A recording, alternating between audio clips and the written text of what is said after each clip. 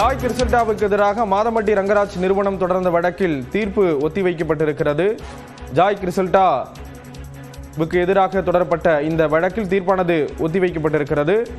தங்களை தொடர்புபடுத்தி பேச தடை விதிக்க கோரி மாதம்பட்டி ரங்கராஜினுடைய நிறுவனம் தரப்பில் இந்த வழக்கானது தொடரப்பட்டிருந்தது. அதன் காரணமாக பல இழப்புகளை சந்தித்ததாக அந்த நிறுவனம் தரப்பில் கூறப்பட்டிருந்த நிலையில் தற்பொழுது அந்த வழக்கினுடைய தீர்ப்பானது ஒத்திவைக்கப்பட்டிருக்கிறது. மாதம்பட்டி ரங்கராஜ் என்னை ஏமாற்றியது குறித்துதான் சமூக வலைதளத்தில் பேசினேன் என்று ஜாய் கிறிசல்டா விளக்கம் அளித்திருந்தார். தொடர்ந்து பல்வேறு இடங்களிலும் அவர் செய்தியாளர்களை சந்தித்து அது தொடர்பான தன்னுடைய விளக்கத்தையும் கூறியிருந்ததை பார்க்க முடிந்தது.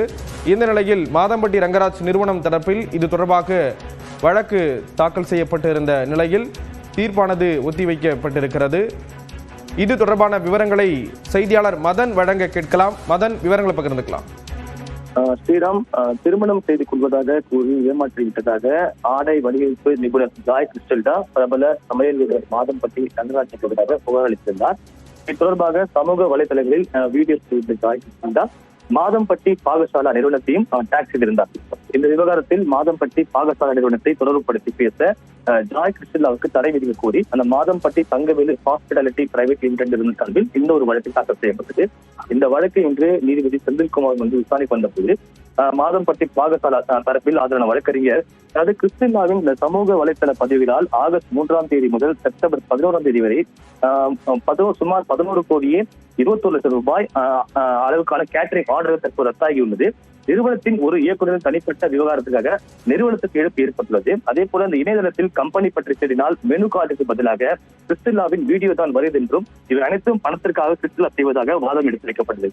மேலும் ஏற்கனவே நடிகர் ரவிமோகன் ஆர்த்தி வழக்கில் சமூக வலைதளங்கள் இருவர் பற்றி செய்தி வெளியிட சென்னை உயர்நீதிமன்றம் தடை விதித்துள்ளது.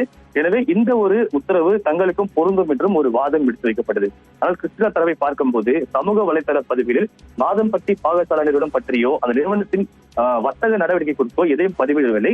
11 கோடி ரூபாய் இழப்பு ஏற்படுவதாக கூறும் நிலையில் அந்த கேட்டரிங் ஆர்டர் எப்போது புக் செய்யப்பட்டது, எப்போது ரத்து செய்யப்பட்டது, எவ்வளவு அட்வான்ஸ் பெறப்பட்டது உள்ளிட்ட எந்த ஒரு விவரங்களும் தாக்கல் செய்யவில்லை என்றும் தெரிவித்தார்.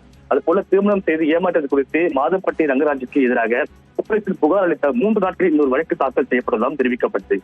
ஒரு ஆண்டுக்கு முன்பே மிஸ்ஸஸ் ரங்கராஜ் என்ற புகைப்படத்துடன் சமூக வளத்தில் பதிவு செய்யப்பட்டது. கேட்டரிங் ஆர்டர் ரத்தானதற்கும் கிறிஸ்டிலாவுக்கும் எந்த ஒரு சம்பந்தம் இல்லை என்பதும் தெரிவிக்கப்பட்டது. இதையடுத்து இந்த 2 தரப்பு வாதங்களை கேட்ட நீதிபதி இந்த வழக்கில் அந்த தீர்ப்பை தேதி குறிப்பிடாமல் தற்போது தள்ளி வைத்துள்ளார்.